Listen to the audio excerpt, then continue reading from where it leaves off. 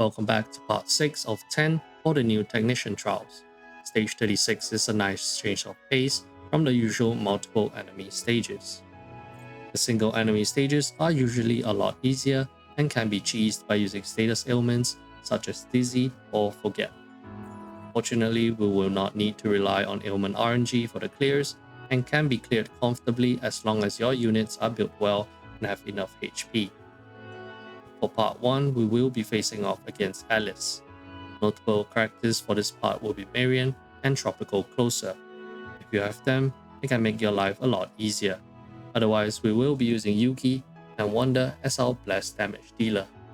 Mona helps to top off the team's HP while being able to reduce down points as well as provide debuffs. Leon will be in charge of buffing Wanda, who will be using Dominion as blast DPS. If you have Melchizedek, he will be a much better option. Lastly, Wind's Insight will enable us to initiate an all-out attack each turn. Wanda will be using the Ex Machina to boost the team's blast damage. As usual, for the second and third slots, equip your highest attack personas for stat sticks. Moving on to part 2, we will be facing off against Koryu, requiring side coverage. Riddle will serve as our main damage dealer, with Moko and Wanda supporting by removing down points as well as providing buffs and debuffs. Soy helps the party to survive by providing max HP, debuffs as well as removing down points for all-out attacks if required. Futaba will further boost the side damage with skill tree, allowing us to quickly finish the fight. Wanda will be using Okuninashi for his passive, which increases side damage taken by the enemy. Skadi can be helpful if you're not able to survive Koryu's initial attack even with Soy. However, if you're able to, you can replace her with your highest attack persona instead. Lastly, Alice to close up the fight early once you hit the point threshold. With the introductions out of the way, let's get into it. For part 1, focus on buffing Wanda with Leon and Yuki. Use Mona's skill tree to reduce down points while also debuffing the enemy with skill 1. Make use of Wind's Insight to initiate all-out attacks every turn. Mona should be able to keep your HP topped up, allowing you to survive Alice's attacks and insta-kill. Rinse and repeat the steps until Alice is dead. With that, see you in part 2.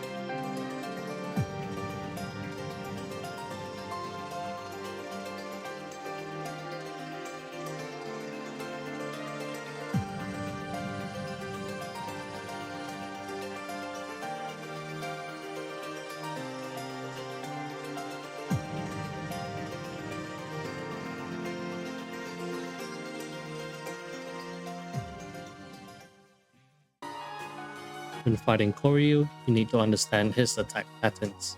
His first attack will always be a hard-hitting single target, followed by an AoE, and lastly, a self-heal.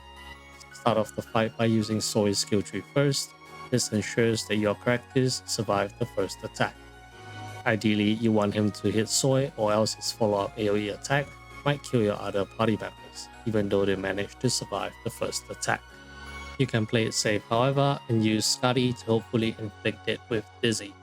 If the first hit lands on Soi, you'll be safe until the turn after Koryu uses the self-heal. However, if it lands on anyone other than Soi, it's advisable to use Scotty to hopefully inflict Dizzy on Koryu.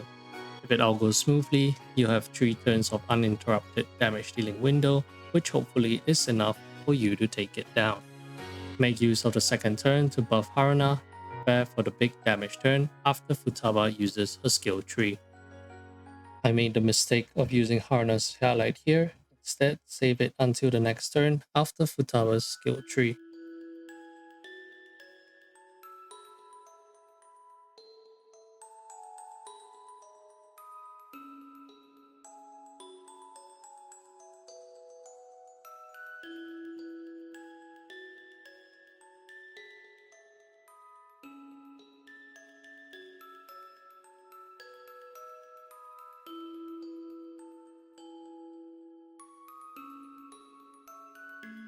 Time for the big damage turn. Haruna's highlight and skill 1, you should almost have enough points to reach the threshold, allowing you to just finish the fight with Alice's insta-kill. If you're unable to reach the required points here, do not worry, as this is Koryu's self-healing turn. This gives you another turn to hopefully rack up enough points. And with that, good luck with your clear, and thank you for watching.